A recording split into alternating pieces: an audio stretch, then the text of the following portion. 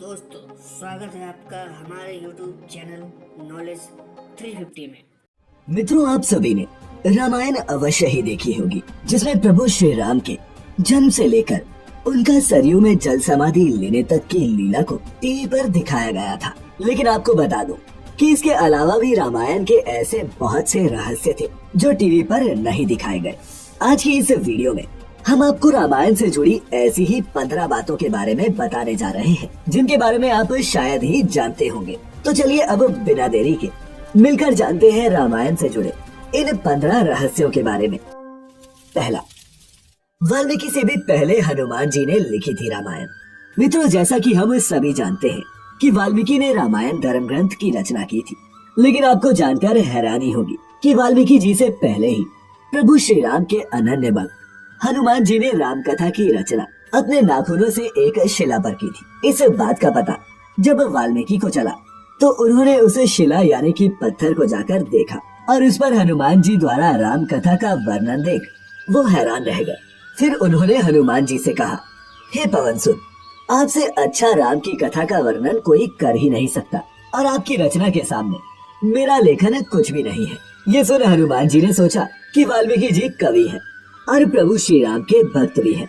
उनके अनुसार अगर उनकी रचना मेरी रचना के समान सुंदर नहीं है तो भी क्या हुआ, उसमें भी तो मेरे प्रभु श्री राम की महिमा का ही वर्णन है। इसके बाद हनुमान जी ने अपनी लिखी हुई राम कथा की शिला उठाई और उसे समंदर में फेंक दिया और इतिहास में रामायण लिखने के लिए वाल्मीकि का नाम अमर हो गया। दूसरा, रामायण में ही हुई गायत्री मंत्र की रचना। मित्रों, क्या आप जानते हैं कि रामायण में लिखित श्लोक से ही गायत्री मंत्र की भी रचना हुई है? अगर नहीं जानते तो मैं आपको बता दूं कि महर्षि वाल्मीकि द्वारा रामायण में 24,000 श्लोक हैं और हर 1,000 श्लोक के बाद आने वाले पहले अक्षर से ही गायत्री मंत्र बनता है। इन्हीं 24 अक्षरों से गायत्री मंत्र की रचना हुई है। तीसरा, किसके अवतार थे? भगवान राम के भाई। मित्रों, हम सभी जानते हैं कि प्रभु श्री राम भगवान विष्णु जी के अवतार थे, लेकिन क्या आप ये जानते हैं कि उनके तीनों भाई किसके अवतार थे? मित्रों, लक्ष्मण को भगवान विष्णु की शैया शेषनाग का अवतार माना जाता है, जबकि भरत और शत्रुघ्न को क्रमशः भगवान विष्णु द्वारा हाथों में धारण किए जाने वाले सुदर्शन चक्र और शंखशैल का अवतार माना गया है। चौथा, राम की बहन शांता की कथा। मित्रों, आमतौर पर अधिकतर लोग यही जानते हैं कि राजा दशरथ के 4 पुत्र थे, प्रभु श्री राम, लक्ष्मण, भरत और शत्रुघ्न। परंतु ये सच पूरा नहीं है। राजा दशरथ के 4 पुत्रों के अलावा एक पुत्री भी थी जो आयु में इन चारों भाइयों से बड़ी थी। इनका नाम शांता था और इनकी माता कौशल्या थी। अपनी इस पुत्री को बाद में राजा दशरथ ने अंग देश के राजा रोमपद और उनकी रानी वर्षिणी को गोद दे दिया था, क्योंकि उनको कोई संतान नहीं थी। फिर उन दोनों ने बहुत स्नेह के साथ उसका पालन पोषण किया और माता पिता के सभी कर्तव्यों को निभाया। बाद में राजा रोमपद ने शांता का विवाह ऋषिशृंग ऋषि के साथ कर दिया, जिससे जुड़ी कथा बड़ी ही रोचक है। कथा के अनुसार एक दिन राजा रोमपद अपनी पुत्री शांता से बात कर रहे थे। उसी समय उनके द्वार पर एक ब्राह्मण आए और उन्होंने राजा से प्रार्थना की कि वर्षा के दिनों में खेतों की जुताई के लिए राज दरबार की ओर से मदद प्रदान करें। परंतु ब्राह्मण की बात राजा रोमपद को सुनाई नहीं दी और वे पुत्री के साथ बातचीत करते रहे। जब काफी देर बाद भी ब्राह्मण का कोई उत्तर न मिला तो वे दुखी हो गए और वे राजा रोमपद का राज्य छोड़कर चले गए। वे ब्राह्मण इंद्र के भक्त थे। अपने भक्त की ऐसी अनदेखी पर इंद्रदेव राजा रोमपद पर क्रोधित हो गए और उन्होंने उनके राज्य में पर्याप्त वर्षा नहीं की, जिससे खेतों में खड़ी फसलें सूखने लगी। अपनी प्रजा को दुखी देख राजा रोमपद ऋषिशृंग ऋषि के पास गए और उनकी सलाह पर एक यज्ञ किया, जिसके बाद उनके राज्य में पर्याप्त वर्षा हुई और खेत खलिहान पानी से भर गए। इसके बाद राजा ने अपनी पुत्री शांता का विवाह ऋषि से करवा दिया और वे दोनों सुख पूर्वक रहने लगे। बाद में ऋषिशृंग ने ही अयोध्या नरेश दशरथ के लिए पुत्र कामेष्ठी यज्ञ किया था, जिसके बाद उन्हें 4 पुत्रों की प्राप्ति हुई। 5वां, क्या था सीता के स्वयंवर का कारण? मित्रों, रामायण के अनुसार एक बार बचपन में ही माता सीता ने शिव धनुष पिनाका को उठा लिया था। ये देख मिथिला नरेश राजा जनक ने उसी समय ये तय कर लिया था कि वे अपनी पुत्री का विवाह ऐसे वीर से करवाएंगे जो इस शिव धनुष को मेरी पुत्री की तरह आसानी से उठा सके।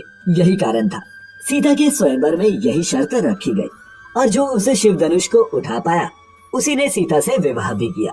और जैसा कि आप सभी जानते हैं कि भगवान राम ने उस शिव धनुष को उठाकर माता सीता से विवाह किया था। छठा, रावण भी पहुंचा था सीता के स्वयंवर में। मित्रों, आपको बता दूं कि उस समय के कई राजा सीता के स्वयंवर में भाग लेने जनकपुर पहुंचे थे, जिसमें रावण भी मौजूद था। ऐसा माना जाता है कि मंदोदरी के रोकने के बावजूद लंका नरेश रावण सीता के स्वयंवर में पहुंचा था, परंतु उस समय के सबसे शक्तिशाली योद्धा के रूप में जाने जाने वाले रावण भी अन्य राजाओं की तरह शिव धनुष पर प्रत्यंचा चढ़ाने में असफल रहे थे। सातवां, सीता स्वयंवर में प्रयुक्त भगवान शिव के धनुष का नाम। मित्रों, अधिकतर जनमानस ये तो जानते हैं कि प्रभु श्री राम का विवाह देवी सीता से एक स्वयंवर में शिव के धनुष पर प्रत्यंचा चढ़ाने और जीतने के बाद हुआ था, लेकिन बहुत ही कम लोगों को ये पता है कि उस स्वयंवर में प्रयुक्त हुए शिव धनुष का नाम क्या था। तो आपको बता दें कि सीता स्वयंवर में प्रयुक्त हुए शिव धनुष का नाम पिनाका था। आठवां, लक्ष्मण का एक नाम गुदाकेश भी। मित्रों, रामायण के अनुसार जब राम, लक्ष्मण और सीता 14 वर्ष के वनवास के लिए गए तो वन में लक्ष्मण अपने भैया और भाभी की रक्षा के उद्देश्य से कभी भी नहीं सोए। इसी कारण लक्ष्मण का नाम गुदाकेश पड़ा। ऐसा माना जाता है कि वन में पहली रात को जब श्री राम और माता सीता सो रहे थे तो उनके सामने निद्रा देवी प्रकट हुई। तब लक्ष्मण ने निद्रा देवी से अनुरोध किया कि वे उन्हें ऐसा वरदान दे जिससे उन्हें वनवास के दौरान 14 वर्षों में कभी भी नींद न आए, ताकि वे अपने प्रिय भाई और भाभी की रक्षा कर सके। लक्ष्मण के मुख से ऐसी बातें सुनकर और भाई प्रेम को देखकर निद्रा देवी बहुत प्रसन्न हुई और बोली, हे लक्ष्मण, अगर तुम्हारे बदले में कोई 14 वर्ष तक सोने को तैयार हो तो मैं तुम्हें ये वरदान दे सकती हूँ। तब लक्ष्मण ने उन्हें अपनी पत्नी उर्मिला के पास भेजा, जहाँ उनकी पत्नी उर्मिला ने लक्ष्मण के बदले सोना स्वीकार कर लिया और वो पूरे 14 वर्षों तक सोती रही। 9वां, भगवान कृष्ण की मृत्यु का रहस्य। रामायण में इस प्रसंग का विस्तार से वर्णन किया गया है कि बाली और सुग्रीव के युद्ध के बीच भगवान राम ने पेड़ के पीछे से छिपकर बाली पर बाण चलाया था, जिससे बाली की मृत्यु हो गई। लेकिन बहुत कम लोग ये जानते हैं कि इसी युद्ध में भगवान विष्णु के कृष्ण अवतार के देह त्यागने का रहस्य भी छिपा हुआ था। दरअसल बाली की मृत्यु के बाद जब ये बात उनकी पत्नी तारा को पता चली कि श्री राम ने छिपकर उनके पति का वध किया है, तो उसने क्रोध में आकर प्रभु श्री राम को ये श्राप दे दिया कि जिस प्रकार उसके पति की मृत्यु हुई है, ठीक उसी प्रकार अगले जन्म में आपकी भी मृत्यु होगी। और महाभारत में हमें इस बात का उल्लेख मिलता भी है कि एक शिकारी के बाण लगने के बाद ही भगवान श्री कृष्ण ने देह त्यागी थी। 10वां, ऋषराज जामवंत भी भगवान राम से करना चाहते थे द्वंद्व युद्ध। दरअसल मित्रों, ऐसा माना जाता है कि उस समय ऋषराज जामवंत से ज्यादा शक्तिशाली और योद्धा कोई भी नहीं था। परंतु जब जामवंत को ये बात पता चली कि भगवान राम से शक्तिशाली मनुष्य इस सृष्टि में कोई नहीं है, तो वो मन ही मन सोचने लगा कि उसे अपने जैसा शक्तिशाली योद्धा युद्ध करने के लिए आखिर मिल गया। परंतु जब वह युद्ध के उद्देश्य से प्रभु श्री राम के पास पहुंचा तो भगवान राम ने ये कहते हुए युद्ध करने से मना कर दिया कि उनके पास अभी युद्ध करने का समय नहीं है, क्योंकि वे अपनी पत्नी सीता की तलाश कर रहे हैं। परंतु ऋषराज जामवंत जब युद्ध के लिए बार बार भगवान राम को ललकारने लगा, तब भगवान राम ने वचन दिया कि वे अगले जन्म में उनकी ये इच्छा पूरी करेंगे।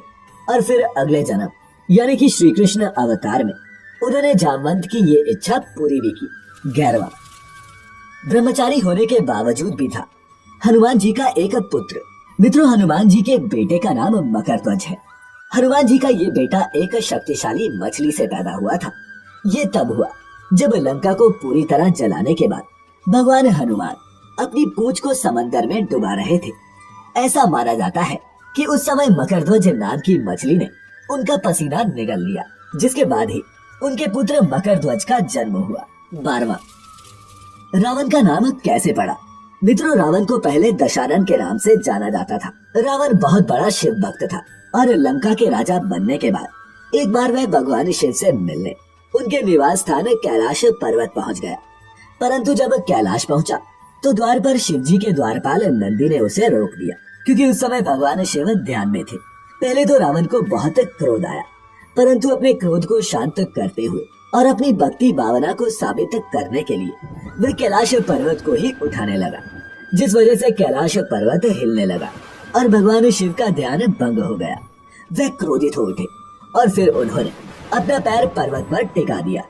भगवान शिव के ऐसा करने से रावण के हाथ की कुछ अंगुलियां पर्वत के नीचे दब गई, जिससे उसे असहनीय पीड़ा होने लगी। परंतु अपने आराध्य देव भगवान शिव को प्रसन्न करने के लिए इस अवस्था में भी उसने तांडव मंत्र का उच्चारण जोर जोर से किया।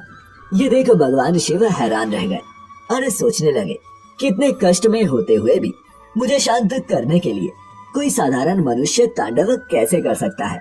फिर वह दशानन के पास आए और उसकी भक्ति देखकर उन्होंने ही दशानन को रावण नाम दिया, जिसका अर्थ होता है ऐसा व्यक्ति जिसकी दहाड़ तेज हो। 13वां, रावण ने की थी भगवान राम की मदद। मित्रों, ये तो हम सभी जानते हैं कि रावण ने माता सीता का अपहरण किया था, जिसके बाद भगवान राम ने उसका वध किया। लेकिन क्या आप जानते हैं कि एक बार प्रभु श्री राम को भी रावण की सहायता की आवश्यकता पड़ी थी। दरअसल जब प्रभु श्री राम अपनी वानर सेना के साथ लंका पर चढ़ाई करने रामेश्वर के तट पर पहुँचे, तो उन्होंने समुद्र पर पुल का निर्माण करवाया। लेकिन पुल का निर्माण शुरू करने के लिए श्री राम को भगवान शिव का आशीर्वाद चाहिए था, जिसके लिए उन्हें यज्ञ करना पड़ा। लेकिन जब भगवान राम को पता चला कि इस यज्ञ को सिर्फ एक ब्राह्मण या फिर कोई ज्ञानी पुरुष ही करा सकता है, तो वे सोच में पड़ गए। फिर सुग्रीव की सलाह पर उन्होंने उस यज्ञ को कराने के लिए रावण को निमंत्रण भेजा। चूंकि रावण भगवान शिव का परम भक्त था, इसीलिए उसने श्री राम का यह निमंत्रण स्वीकार कर लिया और यज्ञ करवाया भी। रावण न केवल उस यज्ञ को करवाने आया, बल्कि उसने यज्ञ की समाप्ति के बाद भगवान राम को ये आशीर्वाद भी दिया कि वे जिस उद्देश्य से ये यज्ञ कर रहे हैं वे सफल हो। जबकि वह भली भांति जानता था कि श्री राम इस पुल का निर्माण उसी से युद्ध करने के लिए कर रहे हैं। 14वां, देवराज इंद्र के कारण कुंभकर्ण को सोने का वरदान प्राप्त हुआ। मित्रों, कुंभकर्ण रावण का छोटा भाई था, जो दिखने में बहुत ही भयानक था। रामायण में इस बात का जिक्र मिलता है कि कुंभकर्ण 6 महीने सोता रहता था। लेकिन क्या आप जानते हैं कि वे 6 महीनों तक किस कारण सोता था? रामायण में वर्णित कथा के अनुसार एक बार कुंभकर्ण की तपस्या से प्रसन्न होकर ब्रह्मा जी उसके सामने प्रकट हुए और उन्होंने उसे वरदान मांगने को कहा। उधर देवराज इंद्र को इस बात से डर लगने लगा कि कहीं कुंभकर्ण वरदान में इंद्रासन न मांग ले। अतः उन्होंने देवी सरस्वती से अनुरोध किया कि वे कुंभकर्ण की जीवा पर बैठ जाए, जिससे वे इंद्रासन के बदले निद्रासन मांग ले। इसके बाद जैसे ही कुंभकर्ण ने वरदान मांगने के लिए अपना मुख खोला, सरस्वती देवी उनकी जीवा पर जाकर बैठ गई और वह ब्रह्मा जी से इंद्रासन की जगह निद्रासन मांग बैठा। और इस प्रकार ब्रह्मा जी ने कुंभकर्ण को निद्रासन का वरदान दे दिया। 15वां, पंचमुखी हनुमान। मित्रों, लंका युद्ध के दौरान रावण का भाई अहिरावण राम और लक्ष्मण का अपहरण कर उन्हें पाताल लोक ले गया था। फिर उनको खोजते हुए हनुमान जी भी पाताल लोक जा पहुँचे, लेकिन द्वार पर उनको अपने ही पुत्र मकरध्वज से युद्ध करना पड़ा, जो उस समय पाताल लोक के द्वार पर पहरा दे रहा था। अपने पुत्र को हराने के बाद जब हनुमान जी पाताल लोक पहुँचे, तो उन्हें पता चला कि अहिरावण की जान 5 दिशाओं में रखी हुई दीपों में बसती है और इसका वध करने के लिए इन 5 दियों को एक साथ बुझाना जरूरी है। और इसी समय हनुमान जी ने अपना पंचमुखी रूप धारण किया, जिसमें से एक सिर वराह का, एक नरसिंह का, एक गरुड़ का, एक हाग्र का और एक हनुमान जी का खुद का था। इस पंचमुखी हनुमान से हनुमान जी ने एक साथ 5 दीपों को बुझा दिया और फिर वहां से भगवान राम और लक्ष्मण जी की जान बचाई। तो मित्रों, क्या इस वीडियो को देखने से पहले आप रामायण के इन रहस्यों के बारे में जानते थे? अगर हाँ, तो हमारे साथ नीचे कमेंट्स जरूर